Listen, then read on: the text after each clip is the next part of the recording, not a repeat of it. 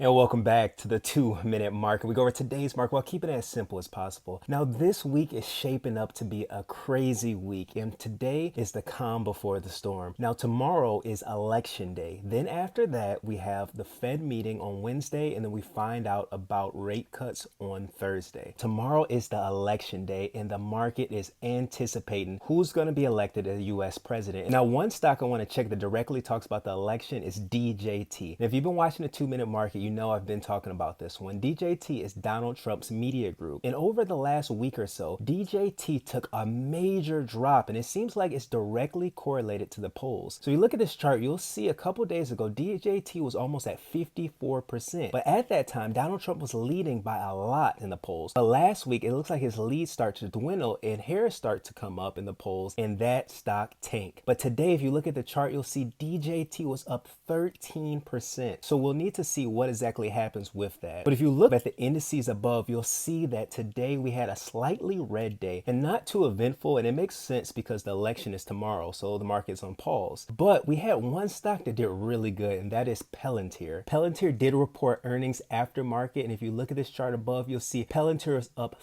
13%. And it's because they beat on earnings per share at 10 instead of 9, and they beat their revenue by 20 million. So again, it's up 13%, but we don't know if that's what it's actually going to open as tomorrow. Now, if you look at cryptocurrency, Bitcoin has been tanking, and it did flush under that 69,000 mark. If you look at this chart above, you'll see across the board, it's a level that's been hitting a lot. And if you look right here, right here, right here, and right here, that $64,000 mark. So we need to see, is Bitcoin going to get a rally at that number or not? Now, Ethereum as well. Ethereum could not hold the $2,500 level, and it's still going under. So again, we need to see later on this week, do we get a bounce or not? This week is going to be a very influential week in the market. So stay tuned to the 2 Minute Market so I deliver you the news. This is the 2 Minute Market. Peace.